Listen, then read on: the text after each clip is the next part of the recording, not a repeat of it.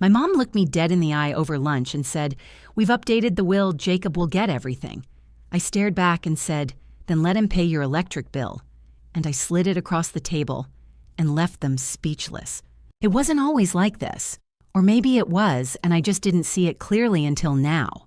For the longest time, I thought being the responsible one meant something, that it was honorable, that it came with respect, or love, or at the very least appreciation. But apparently, in my family, it just meant I was the one they'd bleed dry while calling it love. My name's Jessica Lane. I'm 34. I grew up in a beige split-level house in a quiet Midwest suburb where the grass had to be exactly 2 inches high or the HOA would leave snide little letters in your mailbox. My parents, Thomas and Elaine, were the definition of middle-class stability. Dad was an electrical engineer for 30 years. Mom worked part-time as a school secretary, not glamorous but stable, predictable, safe. I have an older brother, Jacob. He's 36. From the day he was born, he had a halo, or maybe it was just the lighting in every photo because he was always front and center. Football captain, debate club, golden boy, early admitted to a fancy private college in the Northeast. My parents paid his tuition, sent care packages every week, and flew out for his honors convocation like it was the freaking Olympics. Me, I took out loans, worked 2 jobs, and still managed to graduate with honors from a state school. My graduation celebration was breakfast at Denny's. I kid you not. My dad spent the entire meal talking about how Jacob just bought a condo in Chicago. Jacob wasn't even there. He was networking in Cabo. Looking back, I see how invisible I was. Even my big moments didn't really register. I won a statewide science fair in high school, built a working prototype of a filtration system for low-income communities. My parents didn't come. Dad had a tea time. Mom had a hair appointment. When I brought the trophy home, she looked up from her People magazine and said, "That's nice, honey. Did you remember to defrost the chicken? I wish I could say that was a fluke." It wasn't. That was the pattern.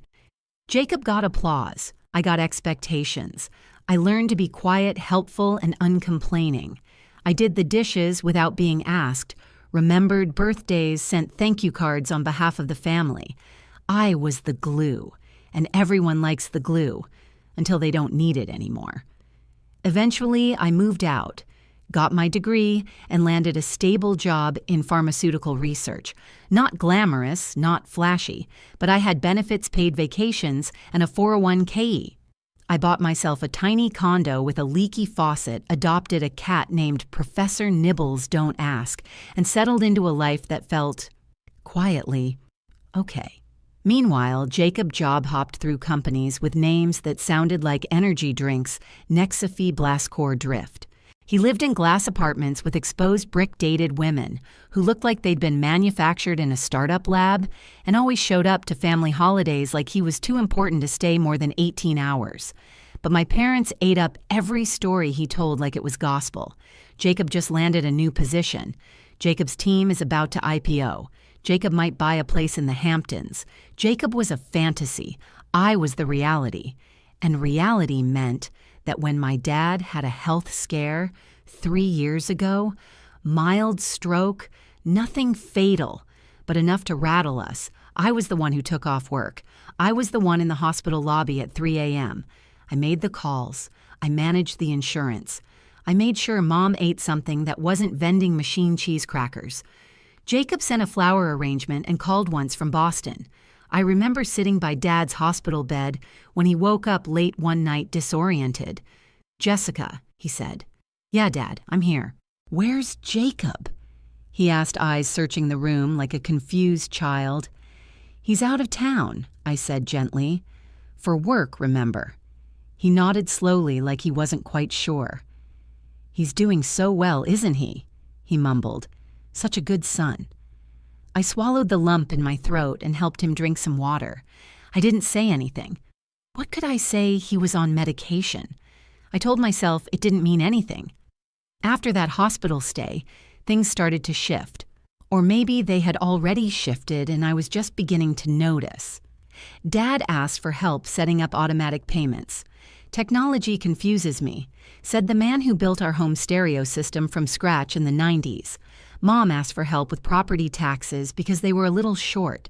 It was subtle at first. A water bill here, a car repair there, always temporary, always just this once. But just this once turned into always. I started getting calls like, "Jess, the furnace broke. Can you cover it until our check clears?" Or, "Honey, we need to update the kitchen." Just countertops. Nothing major. Before I knew it, I was paying $1,500 a month to keep their lights on their water running and their HGTV dreams alive. It wasn't just money, it was my peace, my vacations, my future. I downgraded my gym. I cut my hair at chain salons with sticky floors and chatty barbers. I packed soggy rice bowls for lunch instead of grabbing anything fresh. My savings account plateaued. I told myself I was being a good daughter, a responsible one. It was the same word they always used. "You're just so dependable, Jessica. We can always count on you.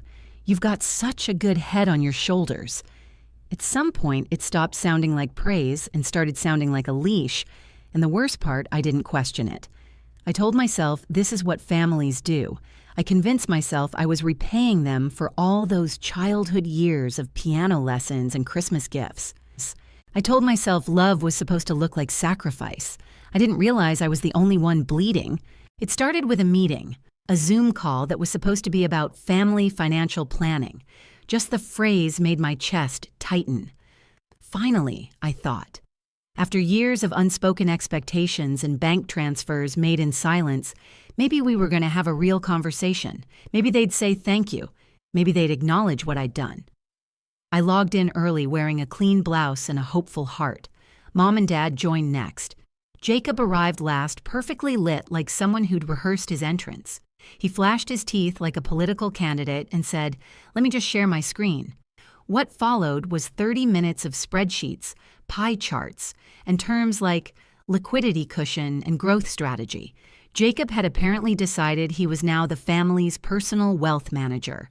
Mom and Dad sat there nodding along like he was Moses descending with stone tablets, even though I knew they had no idea what he was saying. And through it all, not one word about me. Not one line in the pie chart labeled Jessica's contributions. Not a mention of the thousands I'd been sending every month.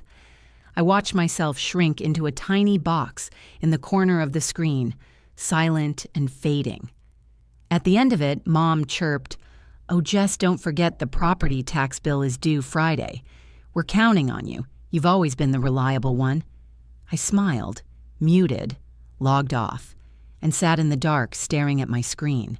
Reliable. That word again. Something broke in me that night, not like glass shattering, more like a crack in ice that spread slowly but deeply. I felt hollow, betrayed, used. I hadn't been included in the conversation about their future because I wasn't in it. I wasn't family. I was a funding source. I was a walking bank account. Still, I said nothing. I just started watching more closely. And that's when I noticed the mail in their kitchen addressed to Jacob with the words, "mortgage statement" in bold. A financial app on Mom's phone, one I had never seen before. It lets Jacob see our accounts, she explained when I asked, just so he can keep an eye on things. Then the strangest moment of all cookies. I'd made them from scratch, the kind Dad likes, with too much cinnamon and not enough sugar. I dropped by unannounced, let myself in, and heard Jacob's voice in the back room. "Once the house is in the trust," he said. I froze, listened. "We just need to finalize the transfer." He spotted me, smiled like nothing was off, and said, "Hey sis, just helping Dad with some paperwork." I nodded, played dumb. But inside, my thoughts were a tornado. I wasn't paranoid anymore.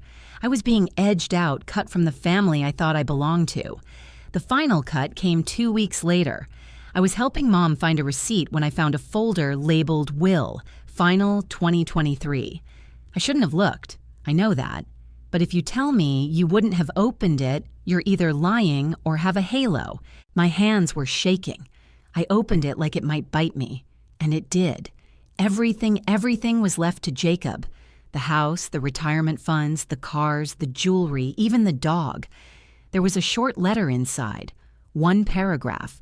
No mention of me. just praise for Jacob's financial acumen and their faith in his ability to carry on the family legacy.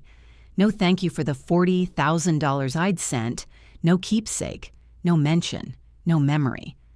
I wasn't just overlooked, I was erased. I sat down on the carpet, will in hand, unable to breathe.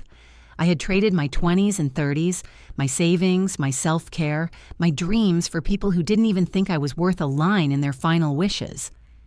That night, I did something I had never done before. I made a spreadsheet. Every bill, every transaction, every just this once, 3 years, $40, $752.93. My stomach turned. That was a house down payment. That was my future bleeding out one quiet bank draft at a time. I closed the laptop, and I made a decision. No confrontation, no dramatic family blow-up. I didn't cry. I didn't scream. I didn't explain. I just stopped. No more payments, no more texts, no more help. I gave them 3 months. I waited, watched, prayed they'd notice. They didn't. Instead, they got louder. Jessica, the electricity bill is past due. Jessica, the property tax is due. Friday, Jessica, your dad missed his show because the cable's out. Never once. Are you okay? Do you need help? Is something wrong? I was invisible in their future, but essential in their present. And that contradiction was my breaking point. Not a scream, not a fight, just a silent surgical exit. I didn't cancel everything at once. That would have been too obvious, too loud, and I didn't want a confrontation. I wanted clarity. I wanted to know just how far this would go before anyone noticed I was gone. So instead, I went quiet. The first thing I did was log into the utility company and remove myself as an authorized payer, then the gas bill, then the HOA. I paused the automatic transfer that went toward their property taxes. With every click, I felt like I was untying a knot that had been choking me for years. No one noticed. A week passed, then 2. I half expected a phone call, some confusion, maybe even a thank you if they finally realized how much I'd been doing. But no. Instead, I got a voicemail from Mom Jess, the water bill's late again. Could you take care of it? We're swamped this week. You've always been such a help.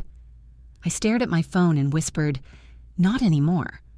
By the 3rd week, I had removed my name from every single payment. I even contacted their lawn care service and told them the monthly charges would no longer be covered by me. When the rep asked, would you like us to notify the client? I said no. Let them find out the way I did by being forgotten. I wasn't being petty. I wasn't trying to get revenge. I was performing a quiet financial exorcism, cleansing my life of the invisible shackles I'd let them tighten around me. It was bizarre how freeing it felt to not send money, to open my banking app and not feel dread. I'd been living like a ghost, haunting someone else's financial comfort while barely keeping my own lights on.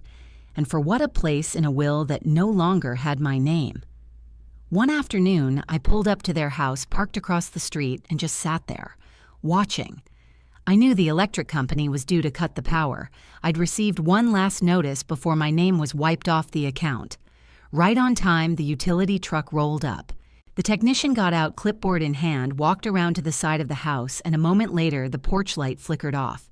The house darkened, and a strange quiet filled the block. I watched from my car as my parents stepped outside. Confused, frustrated. Dad was on the phone waving his arms. Mom looked at her phone, probably wondering why I hadn't swooped in yet. I took a sip of my iced coffee. No guilt, just stillness. I knew how this would go. The texts would escalate. The calls would turn panicked. But they wouldn't be about me. They'd be about bills, about discomfort, about how I'd let them down when the truth was I'd finally stopped letting them drain me dry. The next morning, I woke up to 19 missed calls. One from Jacob, too. Curious, I answered his on the 4th ring. Jess? His voice was tight. Mom and Dad say the power's out. What happened, I was quiet for a beat. They didn't pay the bill. Well, yeah, but they thought you... He trailed off. Thought I would what I asked. Keep paying, even after they cut me out of the will silence. Just breathing on the other end. I didn't know he finally said. About the will? About how much you've been paying? I didn't reply. They told me you were just helping out here and there. I didn't realize it was... Jess, they said you were sending $300 a month. On average, I said. Sometimes more. Jesus, there it was. The sound of realization, of guilt, of reality slapping someone in the face. I thought I was managing the estate, he muttered. I didn't know you were funding it. You are managing it, I said. I've stepped aside. It's all yours now. That conversation ended without a resolution, but I didn't need one. I had already made mine. I spent the rest of that week doing something I hadn't done in years, budgeting for myself. I looked at travel blogs, researched flights, and calculated what I could afford with all the money I wasn't sending to other people. The total stunned me. In just 3 months, I'd saved more than I had in the past 2 years. I booked a round-trip flight to Thailand that night. Window seat, mid-range hotel, guided food tour. I even ordered myself one of those ridiculous tourist shirts ahead of time. My parents wrote me out of their will, and all I got was this t-shirt and emotional trauma. I laughed when it arrived. For the first time in years, the sound didn't feel strained. And just like that, I started living again, not as a backup plan for someone else's bad decisions, but as the main character in my own life. They didn't notice right away. Not really. The texts kept coming like nothing had changed. Jess, can you handle the HOA dues this month, sweetie? We need to get the plumber in again. Same issue as before. Can you call and pay? Don't forget cable's due Friday. Your dad's already grumbling about missing his shows. It was astonishing. The complete lack of awareness.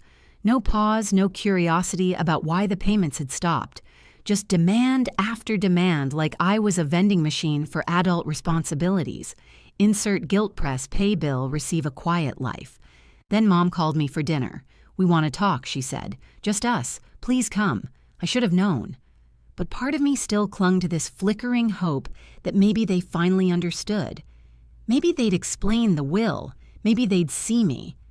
I put on a decent sweater and brought over a bottle of wine I'd been saving. That's the kind of daughter I was.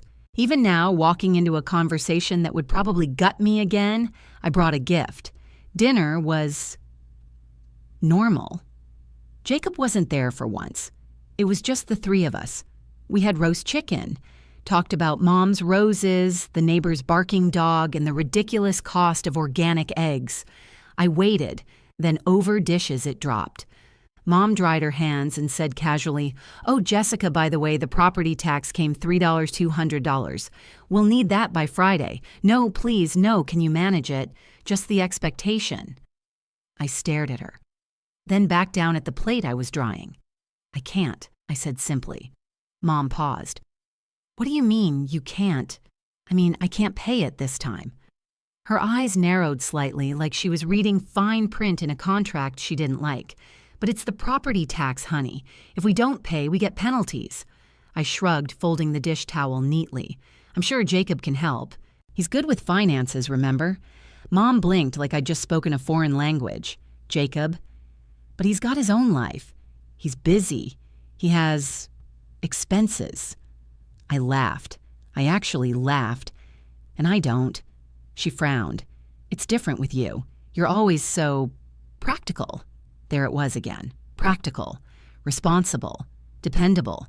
The words they used to rationalize draining me dry while praising Jacob for doing the bare minimum. "I don't think it is different," I said. "I think you just expect me to be uncomfortable so you don't have to be." Silence. Mom crossed her arms. "Well, I didn't realize you were keeping score." I placed the plate down gently. "I'm not. But maybe I should have started." That's when I saw it, that flicker of indignation on her face, the shift from confusion to offense. In that moment, I knew they didn't think they'd done anything wrong.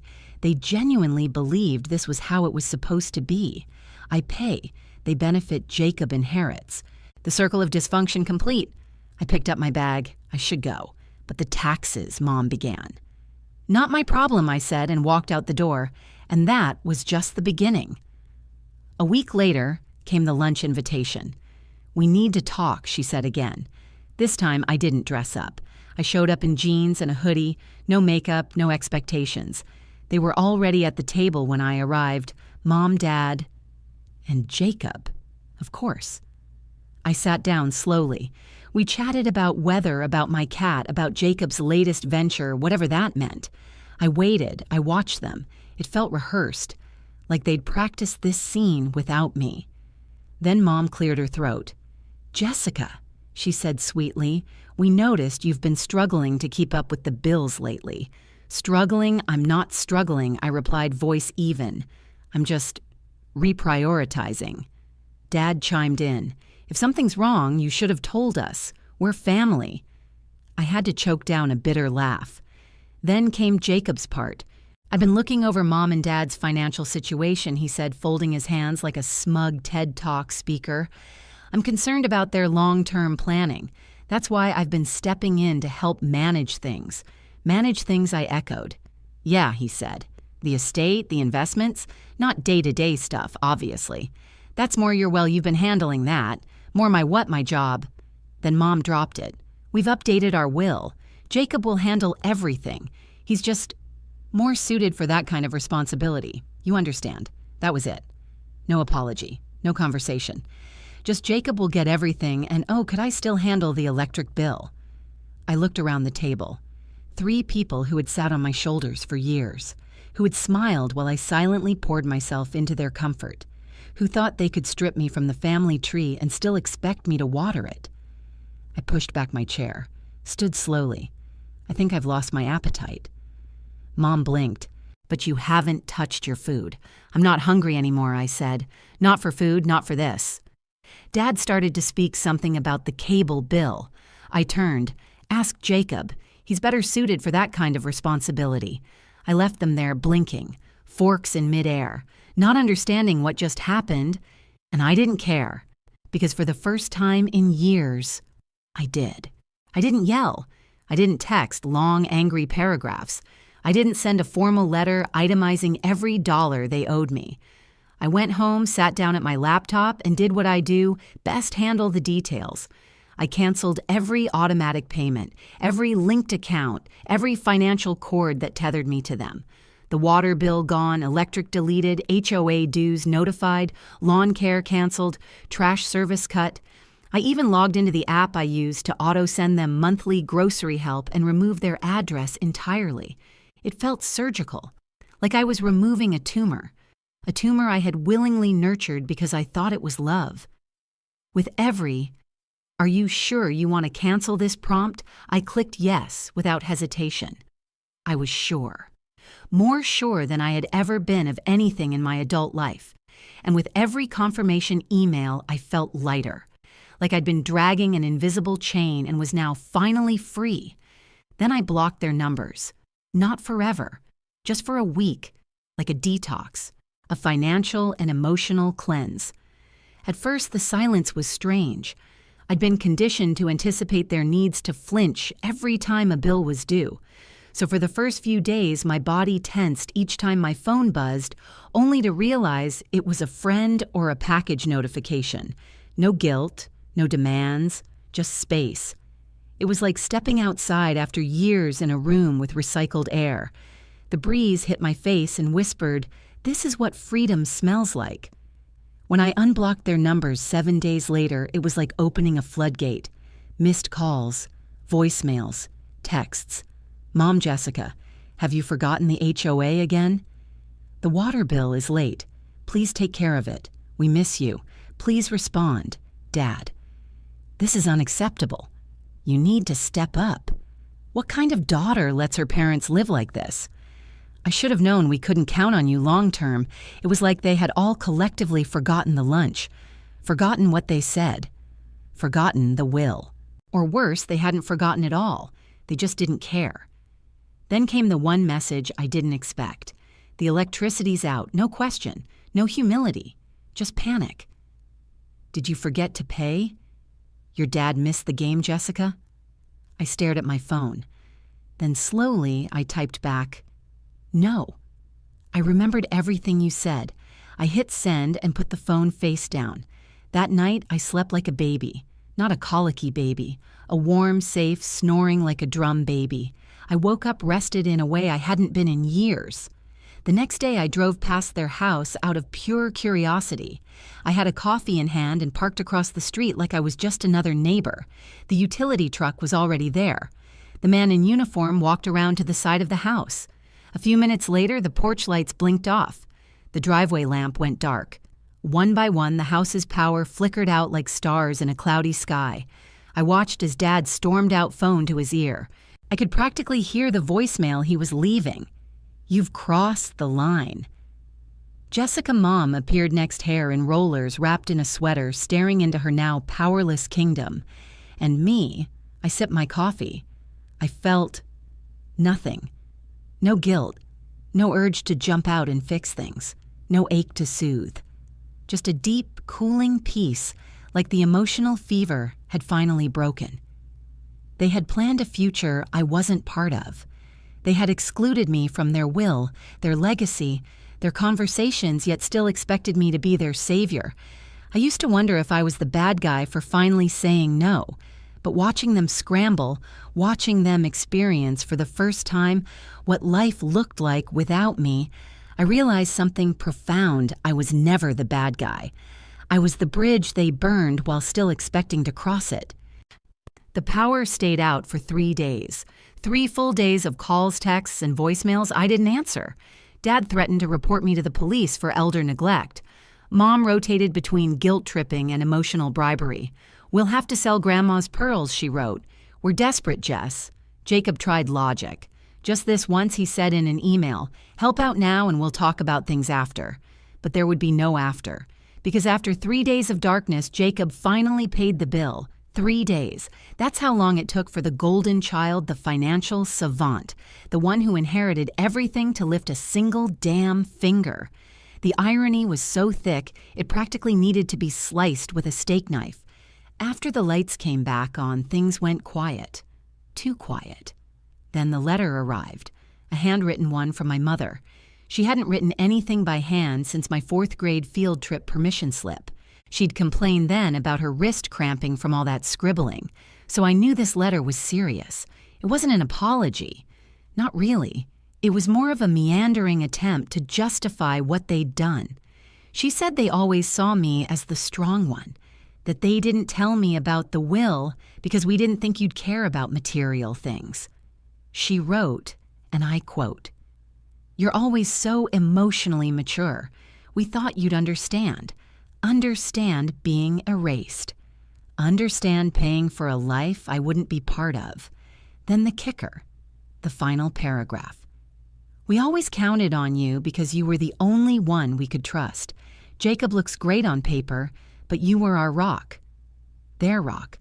Funny. They used me like a foundation, then built the house without me. It was the first time I realized being the strong one doesn't mean you owe anyone your strength. Especially not people who only show up when it's convenient to them. Especially not people who see your love as something to budget for, not something to return. I haven't written back. I don't know if I will. I'm still in therapy. My therapist raised an eyebrow at the letter but said it was a start. I think it's more of an ending, honestly. I'm focusing on myself now. I bought new bed sheets, the kind with a high thread count that makes you feel like royalty. I go to a real salon again. I even bought an espresso machine because I deserve to wake up to something that wasn't just survival. And yes, I booked the trip.